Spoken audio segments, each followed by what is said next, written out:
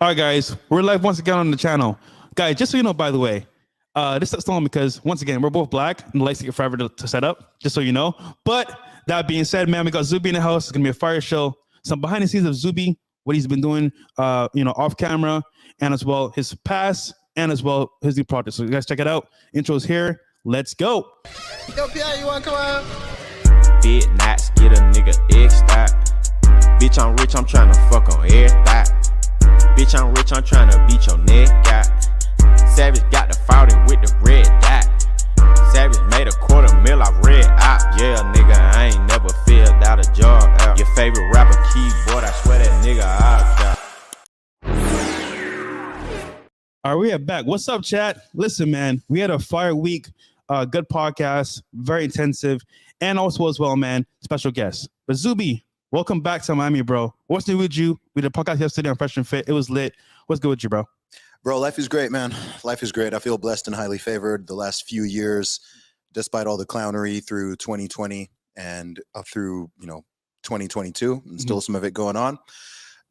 It's been good, man. It's been good. Everything is going well in life. I'm happy. I'm healthy. Career is going well, impacting people in a positive way all over the world. Family's doing well, growing, healthy. I've managed to see, so my immediate family is actually split across 4 different countries and continents now. Damn. Yeah. So I've actually been able to see everyone. I've been able to visit everyone just in the past few months. So in the past couple months, I've been to the USA, I've been to the UK, I've been to Australia, and I've been to Dubai.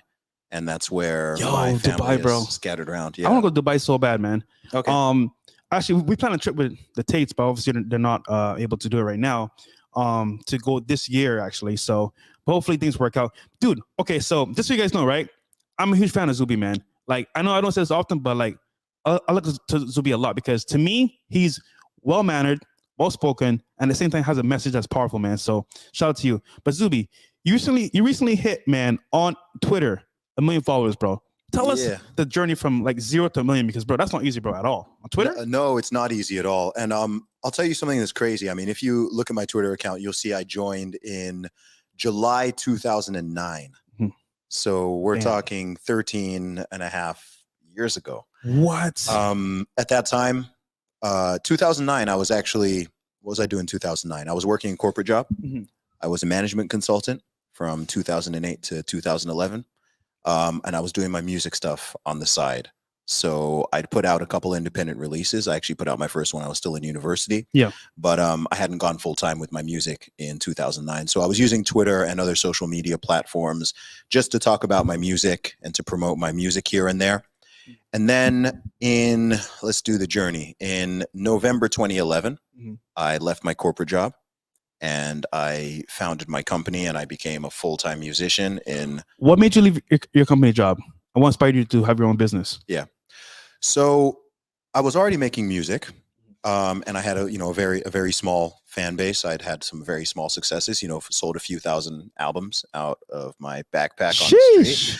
Yeah. And I knew from my late teens, my life goal and ambition was to positively impact as many people as possible through my words and my actions.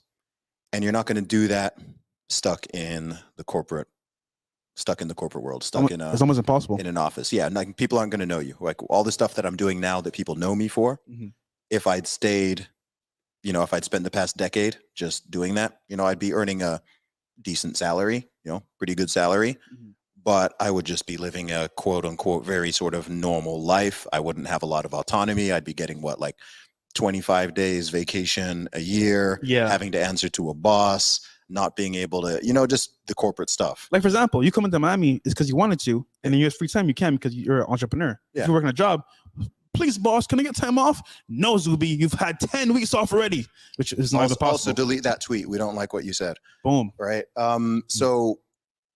So that was the main reason why. So it wasn't a particularly difficult decision.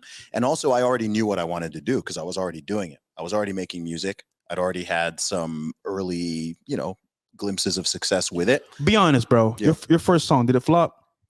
The first one I ever made, or the first I released? First one that you released. No, it didn't flop. It was on TV. Bro, you know what's funny? Okay, Yeah. so I made a song, right? Okay. I don't know if you heard it. It's called High Value Man. Have you heard it? I actually haven't. You know what, chat? Let's go to memory lane, man. Okay. Let's hear my first song. And you know what, bro?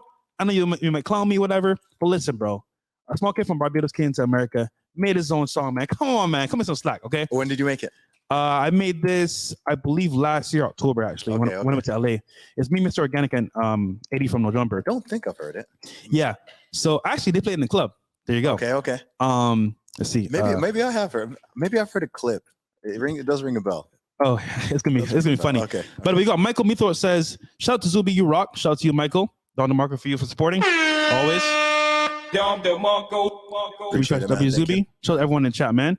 Haitian Jack says, question for Zuby. What country do you think is good for finding a LTR/wife? That's a good one. That's a good question. I'm going to give you regions rather than individual countries. Okay. Central and Eastern Europe. I've never been to South America, but I would guess South America. Bro, Colombia is on point, man. I mean, not everyone knows the secret, so it's kind of like not the same, but still, you can find some quality there. Central America, entire continent of Africa, Middle East, and Asia. Honestly, most parts of the world, apart from like what we typically call the West. And even in the West, the more conservative parts, there's still plenty of women who are, good relationship material, marriage quality women. You'll find them in higher concentrations in the more low-key conservative areas. If you're in the big cities, Los Angeles, Miami, New York City, it's gonna be tough. It's also for multiple reasons. It's different mindset, and the type of people who move to those cities, they're typically not, at least at that stage in their life. This goes with both men and women. They're typically not in, I want to get married and settle down and have a family mode. Right. That's not why you move to New York City. That's not why you move to LA. Yeah, exactly. That's not typically why people move to those places. So you're just going to find a lower percentage of that type of woman there. Most girls who move to Miami, they're not moving there to, settle. I find it hilarious when someone says to me, yeah, bro, I'm looking for a girlfriend here in Miami, or wife. I'm like, really, bro? I mean, if you're from South America, it makes sense. But bro, coming here in this culture, bro, this environment, it is almost non-existent. Now, there are some good girls out here, 100%, but up north, Miami's gonna be tough, bro. I'm telling you right now. So. Yeah. I mean, Florida. I'm sure in Florida there'll be tons of great girls. Yeah. But if you're this guy, assume you're asking about like kind of concentration of that type of women. So really, you want to find more traditional conservative areas and be in more traditional conservative places on an international level, on a national level, even on a city level. Even within a city, I'm sure if you go to churches in Miami and South Florida, or you go to, I don't know, even just more conservative traditional things. If that's what those are the type of women you're looking for, that's where you're going to find more of them than you're going to find at 3 a.m. in a nightclub doing, hanging out at some dude's table who's popping bottles. He's right. It should be common sense, but I think people need a reminder of that sometimes. Okay. We have here, Skull971 says, shout out to Fresh Prince CEO, my 4th favorite member of the FNF team. Just playing. You're funny, bro. FNF on Rumble has become my favorite show to watch. Shout out to you, bro. Rumble's lit, guys. Tap into Rumble as well. Yo, guys, by the way, please, if you don't mind, do me a favor, bro. We're almost at 100K on Rumble. And remember, I told you guys 100K. We're getting a special guest on the show, a huge guest on the show. So 100K, we got you guys with a special collab here.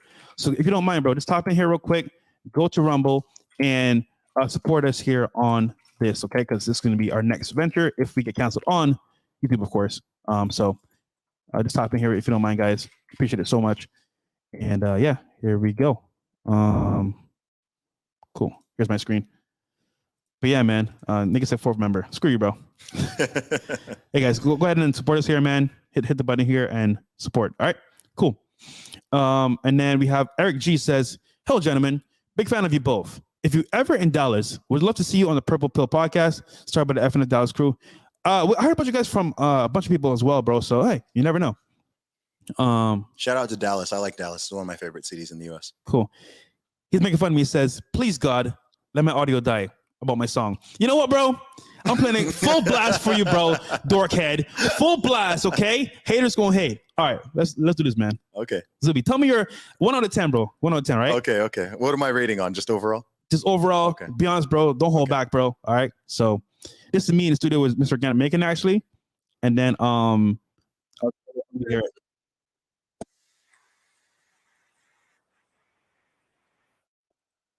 That's sweet.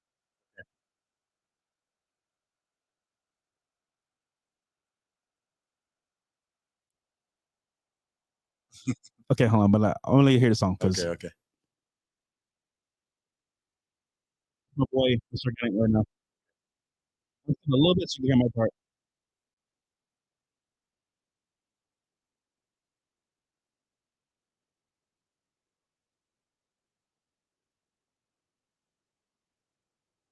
I tell you, man.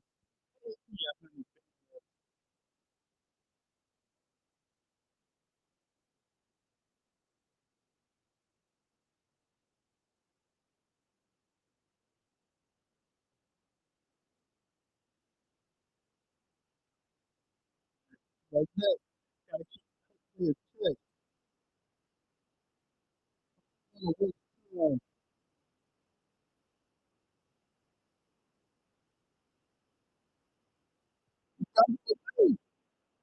One month.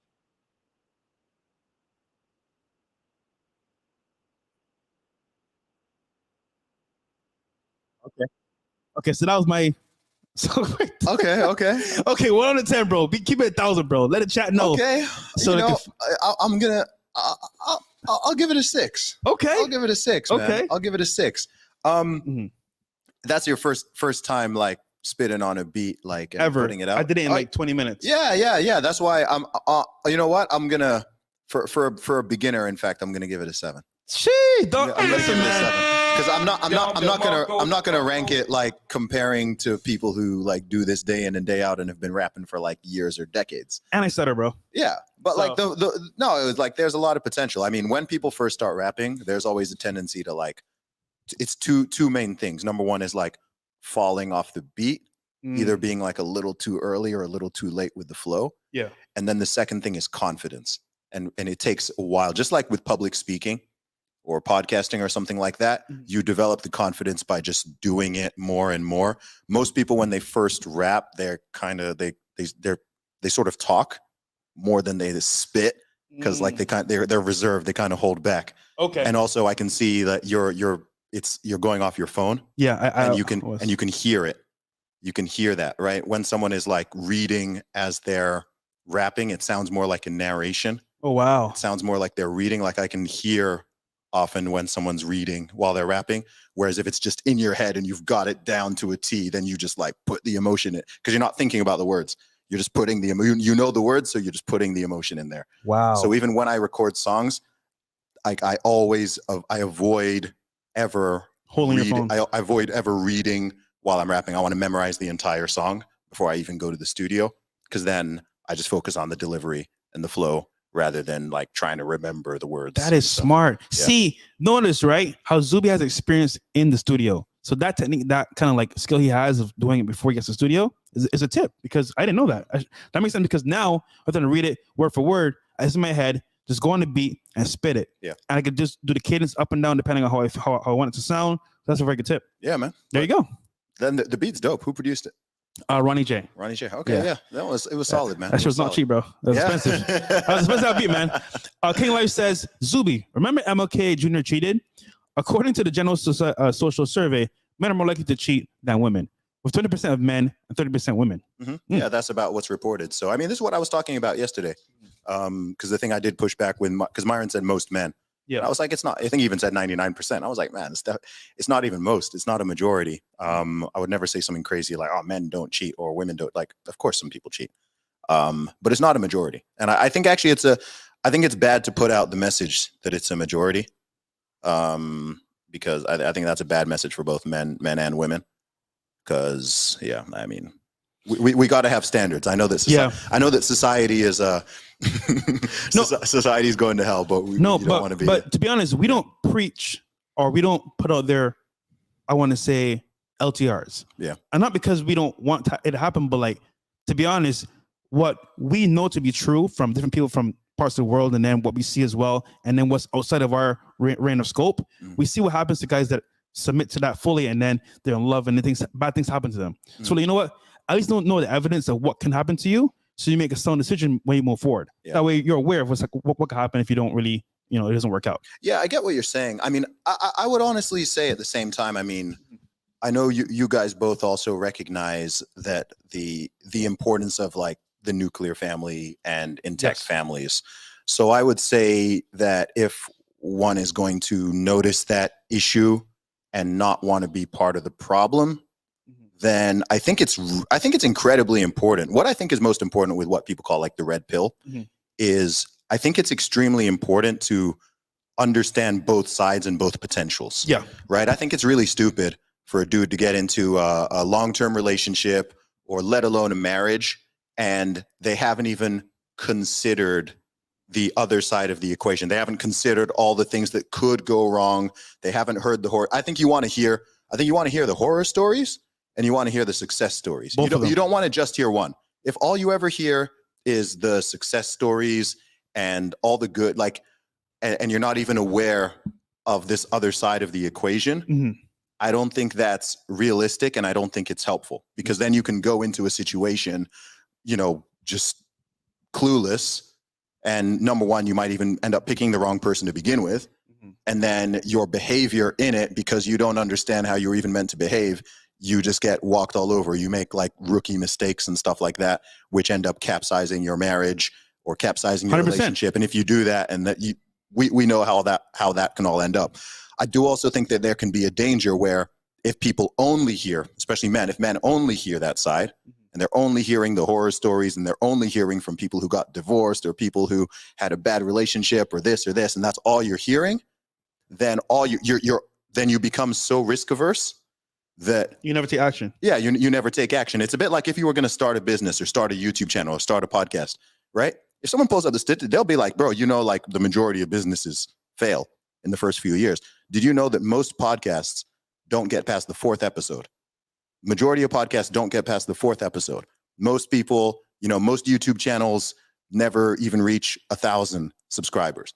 Most people I'm generally a believer that if you are not average, then averages don't matter.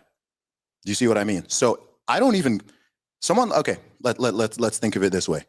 It could be the case that, averages don't, what's the best, averages really don't matter. So if I'm in the gym, if someone tells me, okay, the average man can bench press X amount, the average man can maybe bench press, I don't know, 60 kilos, 100 and something pounds. And the average man can do 5 push-ups, and the average man can do 0 pull-ups, and the average man can run a mile in 10. I'm not trying to just, I don't care about the average. I'm a fitness dude. I'm aiming way, way, way higher than that. I'm trying to blow that out the wall. Screw average, man. I'm hitting 28 pull-ups. I'm doing 600-pound deadlift. I'm benching 300 plus, right? Then you're not part of that stat. Yeah, it does. Yeah, you're not part of the stat, right? So when you think even something like divorce rates, right? Even something like divorce rates, it's hard to know what it is. It's probably at the moment somewhere about 40 to 45, right? Yeah. But you have to think in that you're factoring, this is including all the people who go into this so stupidly. Right. This is including people who just wifed up the first girl who told them they were cute. Yeah. This is including all the people who are, they don't have any part of their life in order, health, wealth, fitness, finances, nothing. Right. So you're kind of including this whole pool. If you were to limit it to, okay, people who are actually number one, have thought this through properly and who have and who are successful to some degree, the divorce rate plummets. Right. The rate of successful marriages in certain demographics is 90% plus. Right. Right. So you've totally changed the equation. The rate of failure in some demographics is 90% plus. Yeah, it is. So, right. So it's well, who are you? Who are you? And just by the fact that you're even thinking about it, you're already not the average. By the fact that you're even thinking, okay, what are the things I should be looking out for? What are the considerations? So many people don't even do that. They just go straight and, okay, I love this person. So I think you're cute. You think I'm cute. Let's get married. That's their process. That's scary though. Yeah, a lot of people do that. So I think the balance is important. And, in these conversations, I always try to bring that balance into it. I agree that, nuclear family is incredibly important. It's important for children, boys and girls to have a mom and a dad. It stands you in good stead for a lot of life. I would also like to see a reversal in some of the negative trends that we've kind of got going on in the West. And so I don't think I'm hesitant to put out I wouldn't want to put out a message that's kind of just one-sided. Or kind of just accepting the decline and just to kind of enjoy the decline. You know what? It's going to decline anyway, so just leave it be. Because the truth is, even with many things, like obesity rates are going up, people are getting fatter and fatter. I'm still trying to freaking reverse that. I'm not going to just put my hands up and go, okay, well, everyone's fat, everyone's going to get fat. I'm like, nah, man, like that doesn't have to be an inevitability. And even if that's the general trend, screw that. Like, don't be average. Yeah. Don't be the average person. Yeah. And then if the average person's overweight or obese, whatever, like you be the exception. Go to the gym, get your nutrition on point, be the exception. I like when you say, for example, don't only take one side, take both sides, and then make it a choice for yourself. Because I think the whole thing about RP is like, you know what? Here's the stats, here's the data. This is your life, make your own choice. Because personally speaking, like some things that people say, I don't agree with. I'm gonna do what I want to do because this is my life. Yeah. But I take heed to their counsel. It's like, okay, cool. I understand why you say that, and I'll decide if I want to do it with my life. But I don't have to. So it's just a choice. But yeah, you're right. If it's just one-sided, then it's not going to be good for you because then it's like you're jaded in that sense. So yeah, people get jaded. Yeah, and also it's because look, the truth is, why is this stuff even important? Like with the relationships and all that. The truth is that whether you're a man or a woman, most people do want to reproduce. Yeah. Right. Most men want children. If you don't, you might be in your like 20s now, and maybe you don't. But trust me, get into your 30s, 40s at a push. Vast majority of men want to reproduce. Like, I'm not gonna lie, bro. Even thinking now, bro, like I've done so much. I kind of want to have a kid. Yeah. Like it's like, okay, I've done all this stuff now. Yes. I'm at this point in my life. It's like, all right, I want a kid eventually. Yeah, exactly. I mean, what else are you going to do with the second half of your life? Like, you know, you're going to still be flexing when you're 70. Maybe you will be, right? But it's going to be less fun. If you're alone and you're 65 or 75, like whipping around in the Lambos, it's not by yourself, right? Like, My guy. It's not going to be as much fun, man. You want to raise people. You want to, that's how the human goes. And it's the same with women, right? Like when vast majority of women, yes, of course, there's exceptions, of course, but I don't base everything on exceptions. If you don't want to have children, that's totally fine. I'm not trying to force anyone to have children. But yeah, most men and most women want to couple up and want to reproduce and bring their genetic lineage, continue the chain. Every single one of us is part of an unbroken chain of reproduction, right? So actually, if you're someone who's like, you know what, I don't want kids at all, you are ending, you're literally ending the genetic line, right? Think do you know how far back that goes? All those thousands of years, all the people who have come, and now it's come to you, and you're just like, meh. Yeah, whatever. Right, whatever. That's your choice if you want to make it. But I think if you think about it on a deep level, and I also just think biologically, there's something like wired in us. That makes, because we're animals, like we're supposed to propagate our own species. So it's the most natural thing. So I think that's why it's even important, because most people want to bring children into the world.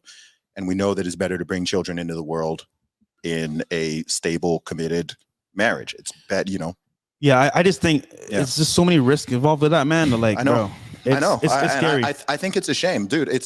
It's annoying because I totally get these perspectives. And I think our nations, our whole nations and the political system and some of the laws and whatever have done a massive disservice to people by making disincentives essentially for people to get married. Yeah, right. Yeah. Like in a healthy society, it's positively incentivized. It's not something that the fact that there are millions of men who are successful are going to be successful, and there's millions of women who are out there, young women but from the men's side in particular, who are, let's be honest, fearful of it because of the legal structures and the way some of the things are. Like, that's a freaking shame. That's not what it's supposed to be like. Like, it shouldn't be like men are going into it with this like fear or this trepidation or like constantly, like that means that something's really been messed up in the way that it functions. And it's a rational thing for people to be concerned about. We've all seen these stories of guys, whether high profile or low profile, getting freaking chopped in half financially, getting their houses taken, their children losing custody of their children that they've raised, all sorts of awful stuff. And it's nowhere near as rare as it should be. So, I don't have the power yet anyway. Maybe one day I'll get into politics. Like, I don't have the power to go and rewrite the laws and to change this and to change that. But what I can recognize is, look, as an individual, you can increase your odds of success in any endeavor, assuming this is an endeavor that you want to go into. Yeah. You can massively increase your odds of success by making good decisions. If you make stupid decisions, then you're going to end up on the bad side of statistics, right? Yeah, like it's true. And it's true with everything. It's true with business. It's true with It's all, dude, you know what I realized, bro? Yeah. It's all up to choice. Yeah. Like you have to get the information for yourself and say, okay, cool. Here's my life. Here's a play-by-play. If I go on this road, this may be my consequence or my reward. Yeah. Vice versa. If I go on this road, what's my winner or loss? And it's like, okay, cool. Here's my two scenarios. What do I want to do? And ultimately, what are my goals? Yes. If my goals are to get to a certain point, all right, this is a dumb thing to do. This is the right thing to do. So it's just a person's personal choices and what they want to do. Yeah. Honestly. Yeah, absolutely. You know, I'm like, look, people make your choices. I also just recognize what the majority of people do want. And I recognize that Generally. Generally speaking, most people want to have romantic relationships. Most people want to have children. Most people want to raise children. We already know the best foundation for this. It's been tried and tested over thousands of years in hundreds of different countries. We already know. Right now, we're trying to reinvent the wheel on absolutely everything and try this and try that, and it's not working. Yeah. This is why I tend to be more, socially conservative on many things, because it works, right? It works. It's not like trying something new. If you go and you pop open, the hood on a car, yeah, and you just take a hammer to it, just start changing random stuff. What's the probability you're going to make it better versus making it worse, right? Exactly. You take something super complicated, which has been working for a long, long time. If you make massive changes to it, you're more likely to make it worse than you are to make it better. Yeah. Yeah. Right. So if you're going to make changes, you've got to, number one, know what you're doing, and you've got to tune very, very carefully. That's fair. Yeah. That's a good assessment there by Zuby. Hey. Sanchez says, Zuby, how have you not got banned/shadow banned on Twitter talking about C19? Congrats on the 1 million. I never break the policy. I know I'm very clear on what I read. I read the terms and conditions of all the different social media platforms that I use. So I know what Twitter allows and what they don't. I know what Facebook allows and what they don't, YouTube, etc. Sorry, they can hear the song. Oh, I think that might be a good thing. I don't know if it's a good or bad thing. I was able to hear it. I was able to hear it. Zuby heard it though, so there you go. Yeah. He said, "Thank God, my husband." Screw you, dorkhead. Yeah, I just realized you said that earlier, bro. Disrespect. Nah, bro. Hold on. Zuby. Nah, this can't slide. Bro. Hold on. No. Listen, dorkhead. If you didn't call it, bro, I'll let it slide, bro. Nah. We gonna play it back because you missed it. Here we go. Sorry, Zuby. You got here again. It's all good, man. You got here again, brother. Pure. Man, AP 100 bands. I started driving in a van. Mama clearing more than a lamb. She asked a nigga for a trip. I told that bitch to get lift. She asked a nigga for a trip. I told that bitch to get lift. I value flex on my wrist, yeah. Can't waste time on a bitch, yeah. I value flex on my neck. Gotta keep these hoes in check, yeah. Money always on my mind. Don't wanna waste time. Credit score on sheesh. Got these bitches on a leash. Networking made me a G. Now you gotta believe. 100K 1 month. They said it couldn't be done. 200K next time. All this shit is really mine. I'm a high value man. There you go. Okay. Listen, man, I will say though, I wish I didn't say the B word in the song. I'm trying to like refrain from saying curse words. So I wish I didn't say that. But other than that, I think it's cool. It's a cool first song, you know what I mean? But hey, that's me. So there you go, dorkhead. I know you can hear it, bro. All right. Okay, cool. And then I think we're straight here. We got Mayor Adut says, "Hi, Fresh. I want to freelance with either digital marketing and coding. How would I go about learning these skills, either freelance and find work? Thank you, love from Australia." All right, bro. So freelancing. Actually, you know what? You want to take this? Or you want to handle it? You go ahead, bro. So freelancing, right, guys, is nothing more than you finding a career that you want to do, working for yourself with that career. Now, for example, there's digital marketing, like you said earlier. There's affiliate marketing. There's coding as well. But you're basically your own boss, and people pay you for your services. Now, what I like to do, there's a website called Udemy. You can go onto that website and learn from courses, from people, other projects, on how to do these things. Personally speaking, though, there's actually a site as well called Upwork, where you can put your services online and people pay you for your services. Now, obviously speaking, you got to build your repertoire, your reviews, but over time you can get an A-class ranking where people want to hire you all the time. So I would say learn the skills, of course. There's YouTube, there's Udemy, there's different websites you can go on. Then go to Upwork or Fiverr, put your services on that website, and they'll offer you a chance there.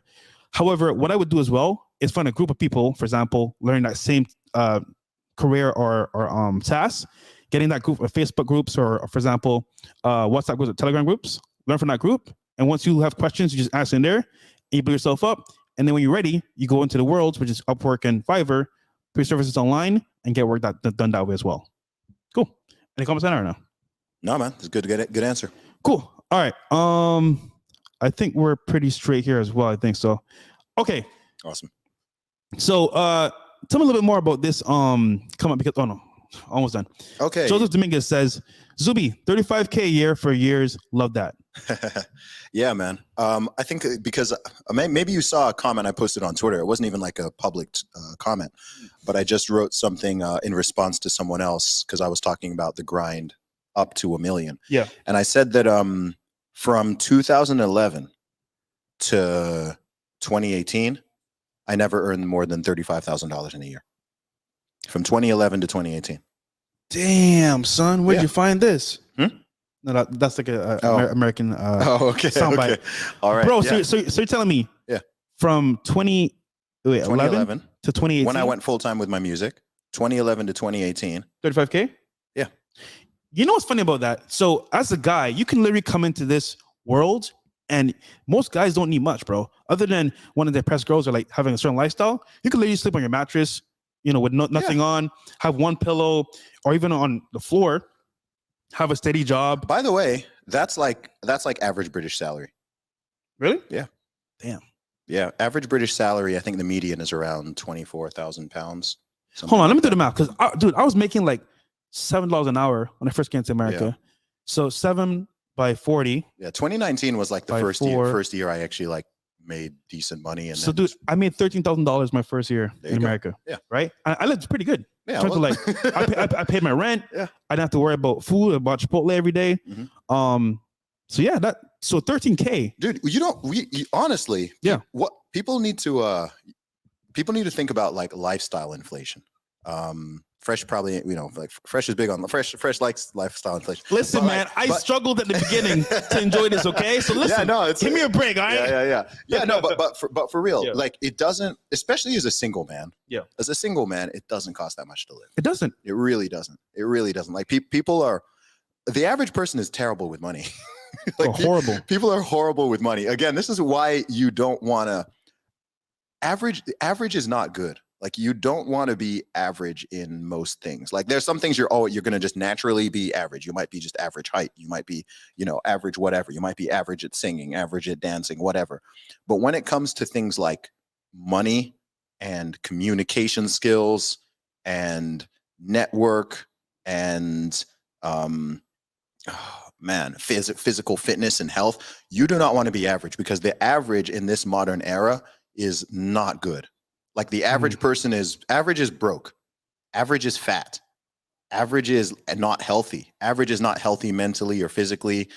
Average is kind of being an NPC. Average is being triple jabbed, right? I couldn't resist. This guy, bro. But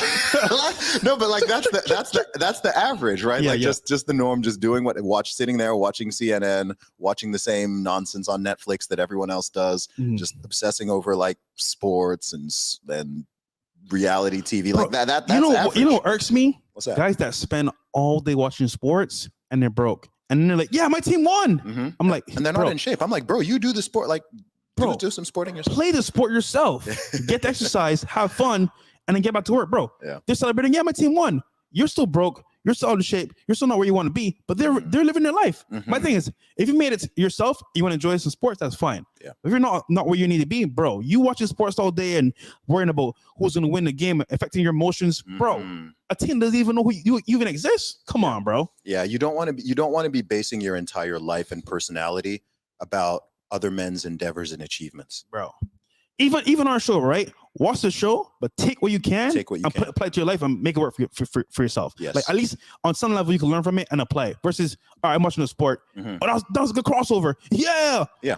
Okay, Mr. Samuel, are you gonna be on time today at work? It's like, bro, you back to work, bro. So yeah, like if your team loses and for the next week you can't like function properly, and you're feeling sad and you're angry and you're like bro, your whole I know thing's- guys, their team loses, Yeah. they can't even smash their girl, bro. Dude, It's like they can't smash. It's like they just get mad. It's like, bro, relax. It's just it's a game, like, bro. Like you're not even playing. Even the players aren't taking the loss that badly. Facts. Right? Like, They want to smash after. Come on, man. Yeah. Haitian Jack says, sheesh. Asito Roscoe says, shout out to Zuby. I learned about you from Real Vision Finance of all places. Top man. Hey, Keep it up, my respect, bro. fellow Niger, bro. Niger. We there. Hey, respect. We did. Oh, we there. Is it? Respect, my brother. Yeah, could you put some slang for the chat? Because, like, for example, in Barbados, we could say like what going on, Okay. which means like What's going on? What's going on? Okay. Or I could say In Nigeria, people say, "How you did? how you there? How you did?" I did well though. What the fuck? I don't respond to that, bro. I don't even speak pidgin English properly, but Wow. like I can understand most stuff. Okay. Yeah. Zuby's a great guy. Man, he's all right, man. Hey, thanks, man. You know what's funny, bro? People are like, yo, bro. I'm looking at Zuby, looking at Fresh. At least he's the more articulate, more well laid out Fresh. I'm like, you know what? I'll give it to you. You are. However, I'm working on it, man. I'm working on it. Okay, Dude, your articulation is getting better. Honestly, I've been listening to your show for years since early. Thanks, and bro. Yeah, no, you've gotten better at putting your points across. Yeah, it's not easy, man. It's Yeah. not easy. Jude Duran says Zuby's music is fire for when you are lifting weights. Your stuff is awesome, bro. Oh, thanks, man. I appreciate that. I There you go. appreciate that. Cool. All right. So Zuby, take us back to, I want to say, you coming up in life, right? Yeah. Like, how is it growing up? How is it like being a part of, like, cause you said you grew up in Dubai, right? Saudi Arabia. Saudi Arabia. Yeah. How is that, bro? Because, dude, I want to go there so much, bro. Like, I've heard good things about it from Andrew, from other people that live in, that country. What's it like being in Saudi Arabia, bro? Yeah, sure. So, okay, so I was born in England. Mhm. When I was a baby, when I was like 1, my dad is a doctor. He got a job offer to go work in Saudi Arabia. Mhm. I'm sure some of you guys have heard of Aramco. It's this first or second biggest company in the world by market cap. So, biggest oil company in the world, one of the biggest companies in the world, like, $1 trillion plus market cap, I believe. And so we went out there. Myself, we got a family of 7, so I'm one of 5 kids. So me, my siblings, my parents, we all went out there. All my earliest memories begin in Saudi Arabia, and of course, my family background's from Nigeria. Growing up in Saudi, so we lived in what's called a camp, like an Aramco camp. So we lived in an expat community. So where we lived was like a little bubble in Saudi Arabia. So Aramco basically owns multiple towns, right? This giant company. So where I lived, everyone worked for the same company. Oh, wow. Right. So imagine a company that owns a small number of little towns and just for their employees. That's crazy. And they've got like 5 of these. Right. So where I lived, basically all my friends' dads were basically either engineers, doctors, dentists, teachers, or IT, because that's kind of all they need. Right. What was the demographic like? Was it like black, white, Asian, or just all black, all It white? was no, it was very mixed. It was like nationalities. Lots of Americans, quite a lot of Canadians and Brits, lots of people from other Middle Eastern countries, Syria, Jordan, people from Egypt, people from other parts of Africa, Nigeria, Ghana, people from the Philippines, China, Korea, Vietnam, all over the world. People from all over the world. I grew up in a truly diverse community. Okay. People just from all over. The school system was American, so I went to kindergarten up until 5th grade. I was in school in Saudi. Then when I was 11 years old, I went to boarding school in the UK. Went to boarding school for 7 years, did really, really well in school, got top grades in every single subject, got into Oxford University. I went there, studied computer science, graduated when I was 20, and then the onward journey. But Saudi was great. It's a fantastic place to grow up. If you live in one of these communities, honestly, it's like the safest place in the world. The schools are fantastic. The amenities are fantastic. It's hot, obviously. Let me ask you this. Go ahead. Because I came to America like 6 years ago, right? Yeah. But I was inspired by just coming here, bro. I went to Starbucks. I saw people pull up in Lambos, Ferraris, Rolls Royce. I saw people living the lifestyle, yachts, jet skis. I'm like, damn, this is dope. This is like amazing. This is different for me. Yeah. It inspired me to want to do more. Did you see that in Saudi Arabia or no? Like nice cars, nice lifestyles over there. Yeah, not in that flashy sense though. No, not in that flashy sense. Just in like sort of healthy, happy, safe family environment, right? Okay. So to even live there in those communities, like it's all families, and it's all intact families, right? I mean, okay, I'm going to tell you something. I'm going to tell you something funny. All right. I'm going to tell you how much of a bubble this place is. I'm going to tell you how like sheltered this place is. It wasn't until I was about 10 years old that I learned that you could have a child with someone you're not married to. I didn't even know that was possible. What? I didn't know anybody whose parents weren't married. Really? I didn't know anyone whose parents were not married. Like that wasn't even a thing. 100% marriage rate. 100%. Like everywhere there was no single moms, baby mamas, baby daddies. Like, do you know how I discovered that stuff? Maury and Jerry Springer. Yo, that's crazy. That's how I discovered it. Like, because I remember, they'd get those shows and they want to know Maury. Yeah. They want to know who's the father. Who's the father? Yeah. And I was like, how do they not know who's the father? Like what? And then You are not the father. yeah, and then of course, at this age, it's also a certain age when you learn how babies are made and whatever. So that also. I'm not gonna lie, bro. That's it, but girls on that show, bro. She belongs to the street. Most of them, bro. Most of them do, bro. Bro, I remember one where the girl brought on 8 guys to find out who was the father, and it wasn't. And none of them, right? It wasn't any of them. Yo, the next episode, she had to bring back another 5, and it was one of them. And I was like, that's crazy, dang, dude. I don't want to say this, bro, but like, dude, we're in Miami, right? You know what it is, bro? The culture here, bro. What's that? Today, it goes with me. Tomorrow, she's with you, and then somebody else. It's just like that every single day, bro. So like, unless you're like her man, and even then, she might still mess around, whatever. It's just options, bro. So it's like, if you're not providing all of her needs at that point in time, well, Tom is cool, but Jack has a boat. Jerry has a mansion party. It's just like some things are going on. It's like, bro, they're confused. So I get it, but then it's when it comes to the children, bro. Do they come here on vacation? Multiple guys is like, bro, like, who's the daddy? You don't even know. You go out to your country. It's like, oh, I'm pregnant. Yikes. Hey, John, I think I'm pregnant. It wasn't me. I got a vasectomy. Oh, damn, it was you. Oh, man. All right, Larry, was it you? Nah, man, pulled up, man. It's like, yo, you don't know who's the dad. Yeah, it's crazy. That's crazy, man. So, do you know what's funny is like people forget that. I've heard it before being described that traditions are solutions for problems we've forgotten about, or something like that, right? So when it comes to certain ways of thinking or ideologies even, and I don't even mean this in the hard political sense, I mean it more in a social cultural sense.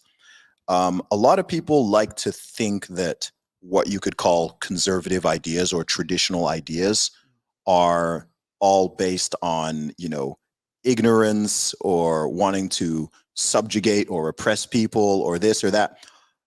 Some things can be, right? Like if we go way back with certain ideas, but most of the time it's because human beings and human nature, male nature, female nature, human nature has been the same from the beginning of time. Since biblical era and before, it's been the same. So certain structures and ways of organizing society exist around the world because the people worked out that that's what works. Right. Yeah. That's just what functions. It's not like women trying to oppress men or men trying to oppress women or this or that. It's just like, okay, we've tried all these other things for both genders. Yeah, this makes the most sense. Yeah. Like you have to remember, like you can go back 2,000 years ago. Don't think that 2,000 years ago there weren't people who were also trying to reinvent the wheel and do things this whole different. And you know what? It didn't work. Like it didn't work out. Those societies didn't function, and they got wiped out. They got wiped out. They got They're wiped gone out now, guys. Yeah. So like with all the stuff that people are doing now, all this new age crazy stuff, it's like you can do that if you want, but recognize again the probability of it working out well for you and not causing just mad problems and dramas. Even yesterday, bro, on the show that you were on, the girl was like, "Yeah, well, women are not in power, so we're figuring it out. You don't even know if it works or not. So you're figuring this out. You're destroying families. You're destroying men, especially. You're destroying women as well. It's like you're trying to be different and try to be like men. Yes. When in reality, that doesn't work. It doesn't work, and it doesn't work on multiple levels because as much as technology changes and society changes and culture changes, biology doesn't. Right? Men are always it's like when they're trying to do this nonsense, and they're trying to like promote fat women as Shout to Lizzo. right. They're trying to promote fat women. Challenge. We want to challenge the what's that term they always use? Beauty standards. Beauty standards. We want to challenge the beauty standards, right? Beauty standards are based on biology, right? You could run a campaign. Men could get together. All the short men around the world could get together and run a campaign. All the short broke men for short broke empowerment. We want to change the beauty standards for men. We want to change what women are attracted to. It won't work. You can campaign all you want. You can put up your hashtags. You can whatever. They're still going to, all other things being equal, women are still going to be more attracted to a taller man. They're still going to be more attractive to a man who has, can protect and provide. That's their biology. There's a biological function because, again, this is about reproduction. If you're going to reproduce with a man, you don't want to reproduce with a waste man who can't protect or provide for you and your child. No waste man. Right? This is why these exist, right? Yeah. Why are men attracted to younger women? It's not because we've been programmed to and brainwashed by the media or whatever. It's because younger women are more fertile. It's an innate desire.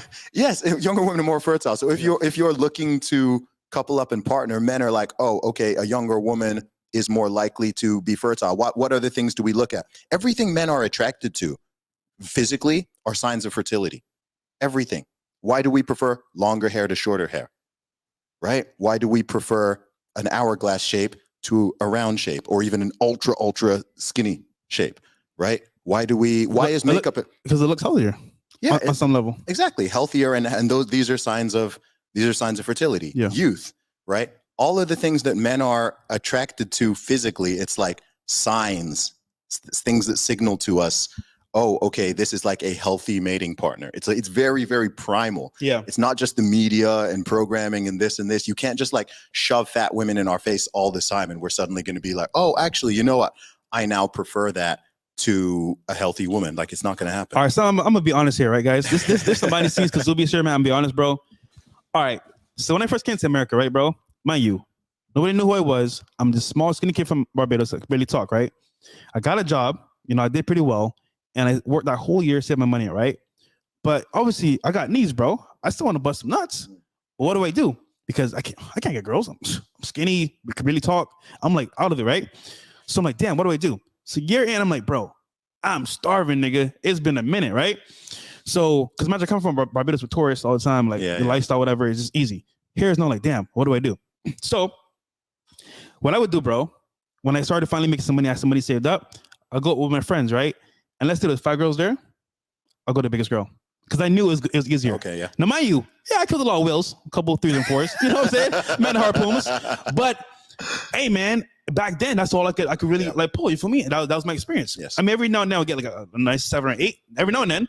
But realistically speaking, what I could pull was the bigger chick. Mm-hmm. But now that I'm successful, bro, I want like changes.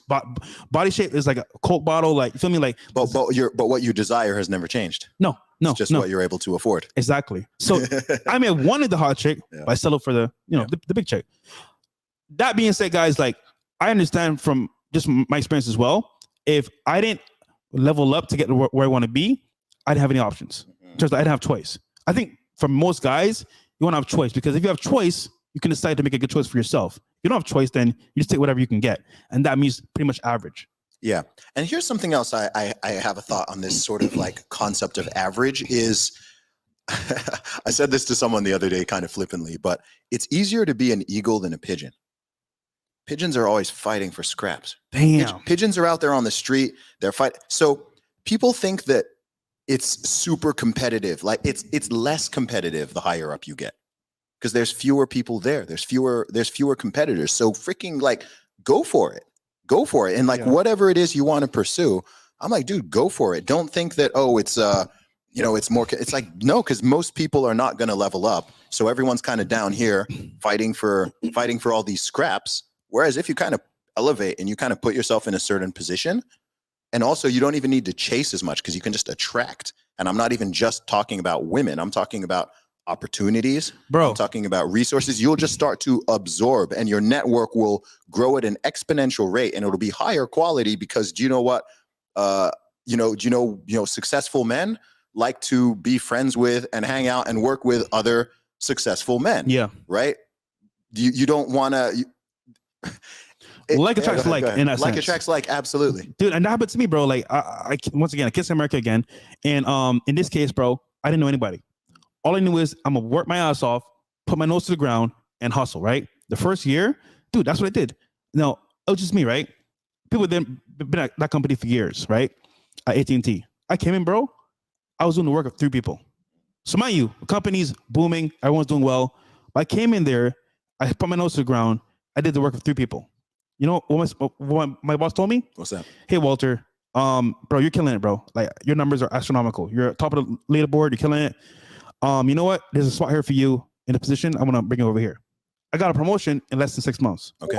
Unheard of. Yep. Obviously created some jealousy, but it's like, dude, me just saying, you know what, I'm gonna focus on the job and how I can do better. I got opportunity. The opportunity made me more money in that sense. And then once again, I saw my value going up. I applied for another job. So it's kind of like me just saying, you know what, I'm going to put the effort into this and really make it work. You give you opportunities versus like, you know, I'm just going to settle. I'm going to clock into work, do what I got to do, and just get out of here. No, I stayed later than everybody else. Yep. I got it earlier than everybody else. And they saw the effort and they said, you know what, he deserves an opportunity. Yeah. So, and when you learn how to grind like that, you can apply it to anything. Yeah. That's the thing, right? So while I'm sure in your day-to-day life, you're not using those exact same skills for the most part that you were using in that job and in that environment. Yeah. Just like I'm no longer selling my CDs on the street or in shopping malls or whatever. That grind, that work ethic, that mindset, that discipline, ability to deal with rejection, ability to just go harder and last longer than the average person, it translates into everything. It's why I also love the gym. Going to the gym isn't just about like you're having a healthy body and looking aesthetic and getting a 6-pack and, you know, bulging biceps or whatever. It's great to look good, but what you will learn, it's impossible. I'll tell you this, it's impossible to make a massive, natural, positive change in your physique without also making a massive, positive change in your mindset. It's impossible. If you ever seen someone who's lost 50 pounds, lost 100 pounds, lost 200 pounds, they've gone from obese to jacked or whatever, mentally, they're not even the same person. They're not, because you can't lose 200 pounds with the, you know, if you weighed 400 pounds and you come down to 200, you can't lose 200 pounds with a 400 pound mindset. You can't. You have to have the 200 pound mindset, and then the body catches up, right? So that's the best way to look at it, I think. And it's that's one reason why I encourage all men to go to the gym, to lift weights, to train. It's not just about looking more physically attractive and being stronger. It's everything else that comes with it. You will be a different person, and you can take that same discipline, consistency, work ethic, and apply anywhere. You can apply it anywhere. You can apply it to any market. You can apply it to starting a YouTube channel, a podcast, writing a book, whatever it is that you want to do. You can apply the same thing. Shout out to Myron. He's writing his first book. Actually, no, it should be done soon, actually. So there you go. Joseph Dominguez says, my point with sports is you are glorifying other men that make more money than you. Sleep with the girls you want, have the lifestyle you want. You are literally funding their lifestyle. F that. Yeah, you know, I understand. I mean, you can support your team, bro. 100%. You can support your team. I'm just saying, at least make sure that when you support your team, you're helping yourself as well. Yes. That's all I care about, bro. Yeah. So that's important. XNoFX says, FNF going to react to the lawyer reaction to Andrew Tate, or is it a Fedit thing? I don't know. Maybe Myron, I covered that, but I won't. I don't think so. And Josh next, shout out to you for $1. Thanks for supporting. Frankie Baltimore says, big up Zuby, Python or C language? Hey, it's coding language. C. See? I've never done Python. Yeah, I don't like coding, man. Python's old though. Bro, dude, my degree's in coding, right? But like, bro, I hate it, bro. Yeah. It's like, you know what's funny about this, right? I realize when you go get your degree for computer science, whatever, everyone that goes to that job with you, let's say for coding, whatever, they just Google the code and they just modify it and then give it to the boss. It's like, bro, no one actually just goes there and says, you know what, I'm gonna do code from scratch. It's like, no, let me Google the code, just copy some of the source code, modify it, and then put it back and say, hey, I finished the project. Wait, you just this fast? Just modify the code. Yeah. But that's what they really do, bro. Yeah. Honestly, it's not for me, man. Coding was not the life for me. And then, bro, you know what's the worst part? You're at a computer desk the whole day, bro. Yeah. Like, it's like, bro, your life is being sucked away. It's very antisocial. I'm very social, man. I gotta go out there, network, all that stuff, man. Purple Pill Pod says, Zuby, hit me up next time you're in Dallas. Shout out to Fresh the Networking King. Shout out to you, bro. Yeah, there's a podcast in Dallas. I'll be in Texas a lot over the next from sort of mid-February Mhm. up until at least mid-January up until mid-February. I've got events in both Austin and Houston, and I'm sure I'll find my way up to Dallas at some point as well. My boy Casey Brown is in here. He says, if a chubby, stuttering kid from the islands can come to America, work his ass off, and own a collection of Straight supercars, what's your excuse? That's real talk, man. Yo. Real talk. All right, I get it, right? Myron's tall, Myron's in shape, Myron's successful. All right, him be hard to follow. But bro, look at me, bro. Like, dude, like, I'm just saying, guys, like, if you want it bad enough as you breathe, you can get it. But it takes time, bro. This is at least 6 years in the making of this happening right now. Yeah. This didn't happen overnight. And I struggle, bro. Like, Casey knows, bro. It was so bad, bro. Like, I was living in a situation where I was like in a bad spot. I had to move in with Casey. And, you know, Okay. we split the rent. You know, it worked out. You know, obviously I have my job as well. I work overtime, and over time I paid off all my debts. I was in good position, but it wasn't always easy, bro. Like, it's not. Yeah. So for you to give up and say, oh, it's tough, it's just life, bro. It's up to you. But And this is also why you got to just learn from people, man. Like, if you, there's two typical reactions when a man sees a man having success in some way. Mhm. There's two typical reactions.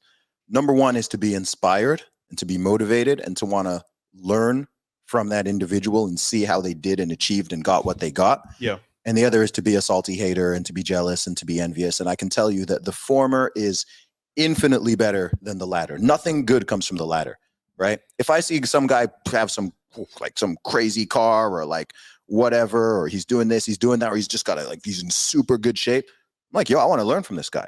Yeah. How did you do that? How did you achieve that? What did you learn? I'm like, okay, this is the person I want to talk to, right? Not there like, he's probably a drug dealer. I bet he uses steroids, or he's this or he's that, right? Just this hating mentality. And I don't know why it's so common. Maybe because it's just easier. I think it sort of holds up a mirror to people, and it makes people go, oh, you know, it's like a double-edged sword. So one person goes, hey, that guy made it, so that shows that I can do it.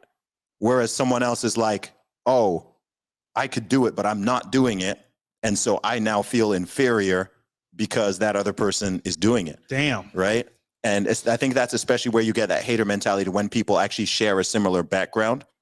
So they don't have that excuse of going like, oh, well, it's only like rich white men who have, you see what I mean? Yeah. Right? If they see a rich white guy with a Lambo, they're like, oh, well, you know, Or that's like, from, but when it's like someone who's from like where they're from or who's similar, it can either massively inspire them or it can massively inspire hate, where they're just like, because in their mind, they're like, crap, like, that means that it's possible. Yeah. And I'm not doing it. How did he do it? Nah, like, bro, yeah, and I'm not he doing must have cheated some way or something. Exactly. It's funny because I have friends from back home in Barbados, right? Some are like, yo, bro, you inspire me, bro, every day. Like, so, you know, shout out to you, bro. Like, I'm inspired. Some are like, bro, are you a scammer now? Like, you sell drugs? Like, what's going on over there? I'm like, bro, what are you talking about? Yep. Like, if I did, I'd be locked up. Anyhow, it's funny as well because when I came to America once again, I was at Starbucks one day and I saw a guy pull up in a Lamborghini. Actually, the one that you probably saw before. He had a chick in the front seat. He was black as well. And he got up. I was looking like, damn, bro, I'm struggling at AT&T. I'm not making no money. I'm broke. I could be like, damn, you know what? At this guy, he probably does drugs or whatever. He's probably a scammer too, right? But so you know what? Nah. I wonder what he does because, bro, whatever he's doing is working. And obviously, this car, you can't fake it because, dude, the Aventura SV or SVJ, bro, you need money down for that. You can't play. You can't rent that shit. That's like legit. Like you're actually making money. So I'm like, bro, you know what? I'm going to suck it up, humble myself and say, you know what? I'm asking him a question. He got a car with a girl. I said, hey, man, sorry to bother you. I love your car, by the way. I'm just curious. What do you do for a living? He said, I invest in real estate. Yep. That one answer sparked me to say, you know what? Cool. I know what I got to do. So after that conversation with the guy, I got back on my laptop, looked up on real estate, on YouTube, real estate, how to invest my money, how to make money, all that stuff. That one conversation sprouted into me hours of videos, days of videos, after work, not sleeping, staying up. And I figured out, okay, I can get my first house with 3% down. I can save all my money. And then once I own the house, if I buy multifamily, I can live in one, rent out the other two. So I did that. And basically what I did was I got into property. My rent was paid for because the tenants are paying for the mortgage. I live for free. All the money from my job I can now save.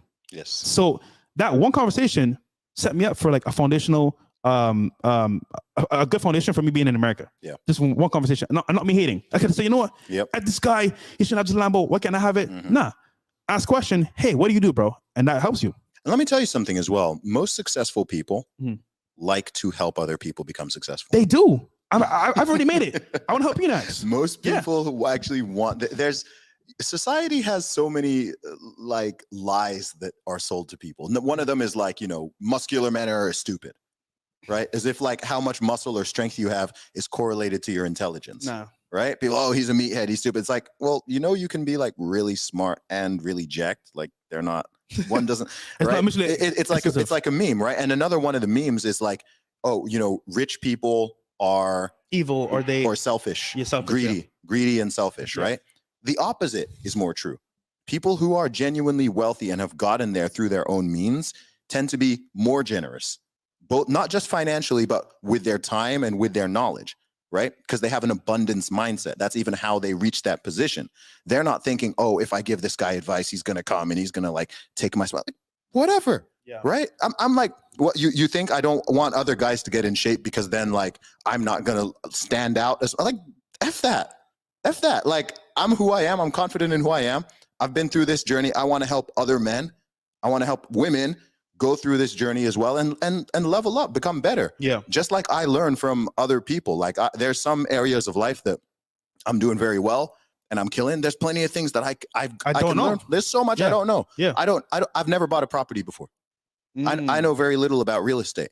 Right. And I know that's something in the future I'm curious to learn more about. Yeah. Like I want to know, but I don't know yet. So when it comes to something like that, if I see somebody having some moderate or big success, I'm like, oh, I'm all ears. Like I'm listening. I'm at a zero on that. I've never even bought a property before. Right. Right. So I am listening. And then you know what? I can help that other person in something else. Maybe when it comes to health and fitness, they're not that great. Right. Maybe when it comes to communication or when it comes to growing on social media or whatever, I can help them in all these other ways. And if we've both got this abundance mindset, then it's like, and you surround yourself with people like that, and you're just throwing around ideas all the time, and you're helping each other, and you're talking about leveling up, and dude, like that's how you become better. Boy, you become And better. that's how you actually, evidently, that's how you win. That's really how Yeah, you win. eventually. Yeah, So, absolutely. well said. Ahmad Rada says, shout out to you, Fresh and Zuby. Keep up the good work. Much love from Sydney, Australia. Lots of Australia. Down under. Lots of Australia. you, bro. Shout out to you. Bro, I don't know what it is, bro, but I be seeing girls from Australia on my timeline, on Instagram. I'm like, bro, Perth, wherever Perth is in Australia, bro, I'm coming there, bro. Okay. Goddamn. Fresh is There's pulling up. there's a snake in my boot. Says, yo, Fresh, how long do you usually keep your cars before switching from Lambo to Rolls, etc.? Well, it's funny. I just spoke to Zuby just now, right? You were downstairs in lobby, man, and like, bro, I just made a car deal just now happen, guys. I literally just sold my soul, but you know what, bro? Like, I made a pretty good investment this time. Yeah. So you guys are gonna see my new car soon. I'm gonna do the reveal eventually, but It's nice. it's very done, nice. bro. It's very nice. Actually, after this is done, we're gonna take Zuby back in the Rolls Royce, head back to his spot. But like, I just think, for example, to me, my vice is cars because that's my enjoyment. Yes. Like, I don't care about, like, for example, doing drugs or like, popping bottles. Yeah. I care about like cars. I love speed. I love that like feeling when you get in the car, just you on the road. That to me is amazing, bro. Like, next to sex, to me, that's the best, next best thing. Being in your car, just driving on the road by yourself. But ultimately, guys, when it comes to cars, personally speaking, the market is down. So if I were you, I would wait unless you get like a one of one car, like a one of 100, whereas like specialty, then it makes sense. But other than that, bro, the car market is gonna drop even further. Just wait, and then from there, get a car after that's done. But now is a really good time to just be stacking cash. yes, Like now is a good time to just stack. Like this next year, everything from Bitcoin and crypto to housing to cars to watches to most things are stocks. Like everything's going down. Like we're not in a bull market right now. nah, So now is a great time to invest, you need money. So now is a great time to just grind and just stack that cash. even the car I just bought, like, dude, it was worth like over $1 million. A couple months ago, Yeah. now it's less Yeah. because the market's dropping. So, guys, honestly speaking, like Zuby said, hold your cash and wait for it to drop even further and get what you actually want. Daniel says, W Zuby for holding his own with protesters and opposing views. Your position is needed. Respect. Yep. Actually, tell them a little bit about what happened with the protesters. You went to school to speak, right? Yeah, I spoke at a university in Florida, Stetson University in Florida. Funnily enough, my speech was about freedom of speech, and there were a bunch of protesters. Funny. Yeah, so before I even had come, like in the weeks before, they actually tried to get the event canceled.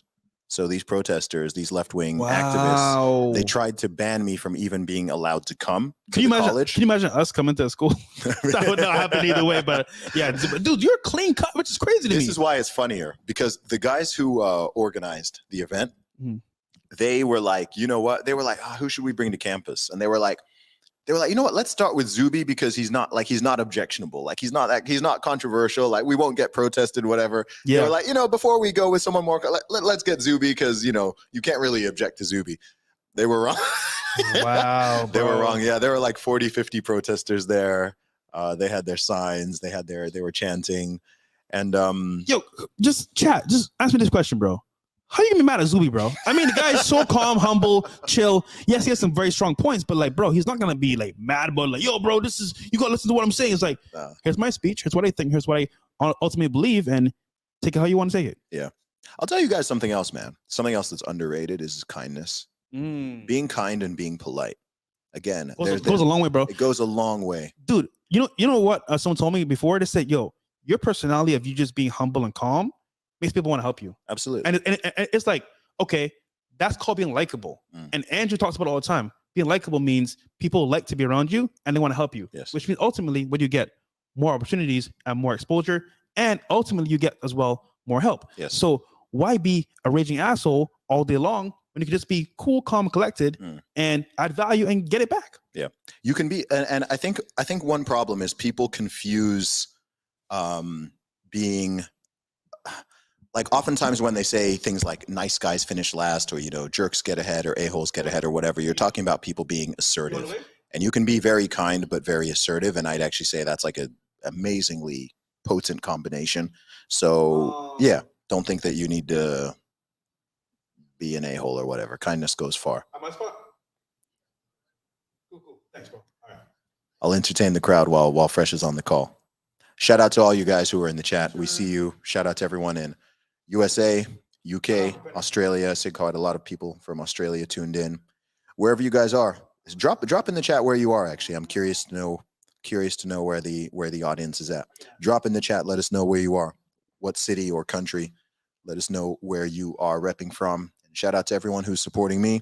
Shout out to everyone supporting FNF. If you haven't subscribed to my channel, make sure you subscribe to me on YouTube as well. Just search Zuby, Z-U-B-Y. Channel is growing. We're on 160K so far. Yeah. Gonna at least double that, but hopefully triple that this year. Yeah, man, just keep going. Yeah. Blessing Producer says, Fresh, I like your take on things. Congrats. We would like to see you a panel with Zuby and Pearl. She should hit 1 million as well. Yeah. I think she already did, bro. Yeah, she hit 1 million a couple days ago. I don't play games says, I understand that Fresh, most successful guys are assholes. When you try to get advice, Myron's like that sometimes. Bro, you understand that Myron's a different person, and his way of doing things is because how he was raised, how he was also like in the force. So his lifestyle and his experiences made him that way. Same with me. My lifestyle, my experiences made me this way. So like, you can't judge someone because of their past. It's more like, for example, okay, what are they doing now to help people move better? Now, regarding girls, that's different. Their past does affect you. But as a guy, what are they doing actually right now? So, someone just wrote that they haven't met any nice rich people. Who?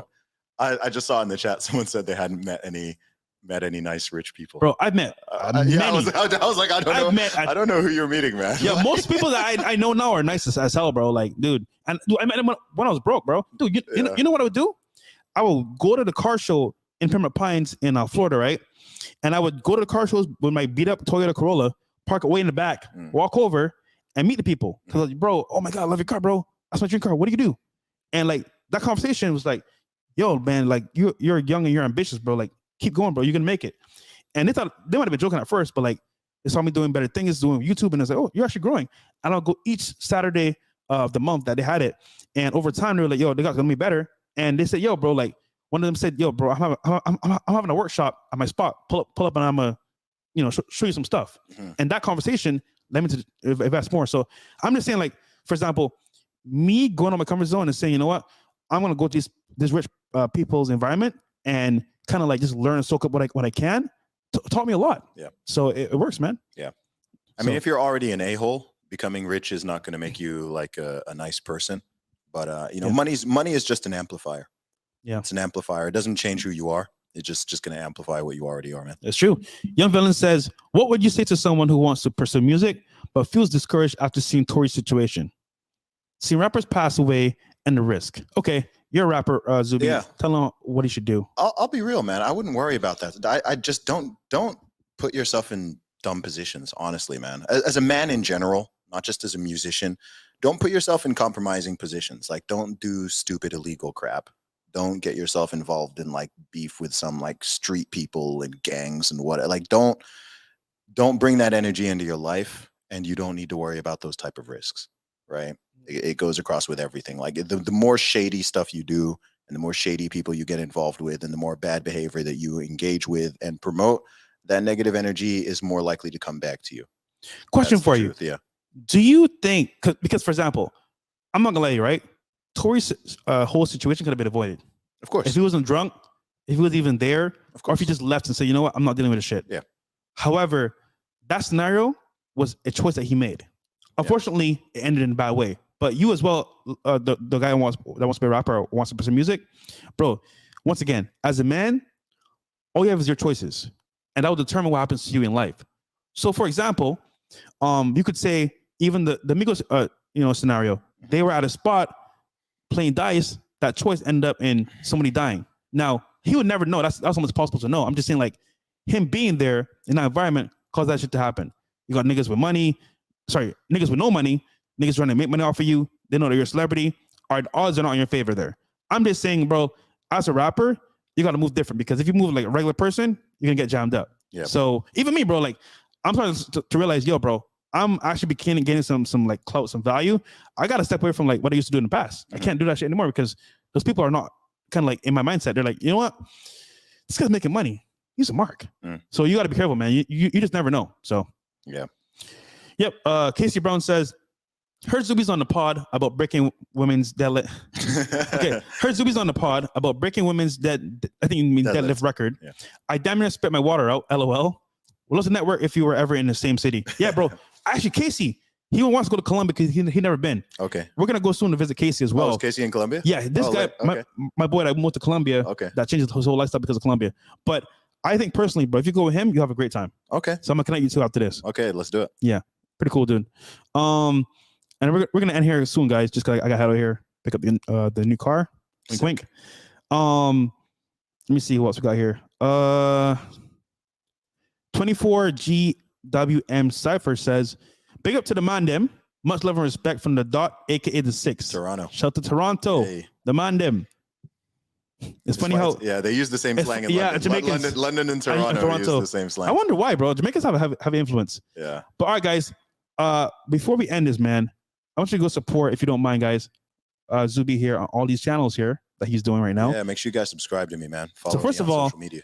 Celebrating his 1 million mark on Twitter, which is not easy at all. Shout out to him for hitting 1 million. And then also as well support his Instagram. Wait, you did an interview recently. I think it was this one. That was from 2021. That one. This one?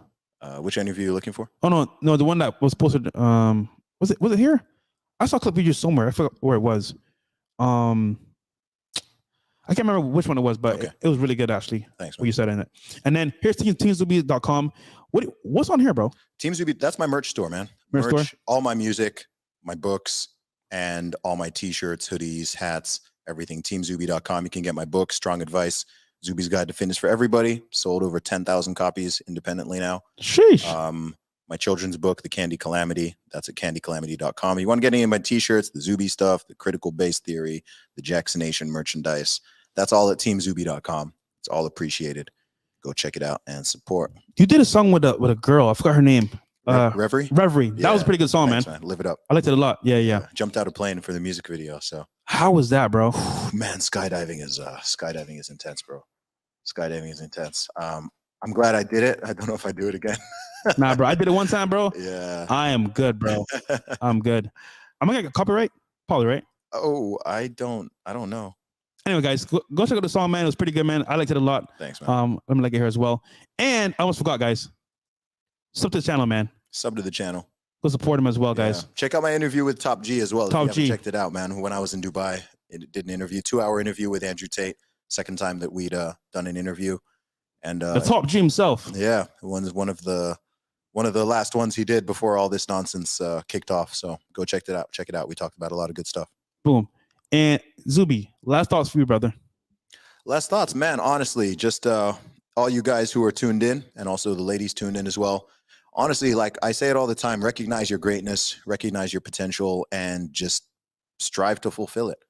Strive to fulfill it. None of us ever reach our potential, but I think a lot of people don't even kind of recognize that they have it to begin with. Yeah. And they just kind of stay in this lowly position, and they set all these false limiters and limiting beliefs on themselves, just thinking, oh, I'm just this, so this is all I'm ever going to be. And it's like, man, whatever, you know, physical fitness, your mental well-being, your finances, your relationships, your network, your connection with God, your understanding of the world, your knowledge, your ability to communicate, how good you are at reading, speaking, articulating, listening. All of these are things that you can get better at. Yeah. Any skill, if there's a knowledge you want to learn, just like I said, I'm going to, over the next couple of years, I'm going to spend some time learning more about real estate and real estate investing so that I'm not a noob in that anymore.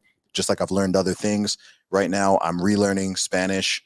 My Spanish is actually, I had the whole Spanish conversation. Were you playing Duolingo earlier? Yeah, I was knocking some I was out. like, who has Duolingo on learning a language? I heard Yeah. the bing. Yeah, but Okay. even with like the housekeeper, especially here in Miami, Spanish is great. Even like the women who like come in and like clean the hotel rooms, Bro, or the like Ubers, the Uber people drivers serving you food. Yeah, I've been just like having full on conversations with people, and it's great because you kind of throw yourself into the lion's den, and you really have to like think Dude, on the spot. If you hone your Spanish, go to Colombia, bro. Yeah. You're gonna be like, bro. Yeah. I found my wifey over here, bro. Hey, man. Telling you, man. All right, man. Skinny says, will you guys ever have Riza Islam on the podcast? I don't know who that is. You know who that is? Yeah, I know Riza Islam. Not personally, but I know who he is. Okay, cool. Yeah, I don't know this. All right, guys. But we're out of here, man. I gotta say this was a great show with Zuby, man. Some behind the scenes. Go support him as usual. Guys, support us as well on Rumble if you don't mind. Lastly, here on the channel, we're almost at 100K, man. Help us get there. And we got you guys with a big surprise. And then the party, guys, for the venue. We're gonna send out an email for the exact location on the day of. So yes, it's gonna be in Miami, but you're gonna get an email on the day of. So look at your emails. It's gonna be sitting there from Christina. But obviously speaking, we want to make sure that everyone gets to the party safe, with nobody being, tipped on where the location is. So party location will be dropped on the day of. We got you guys, man.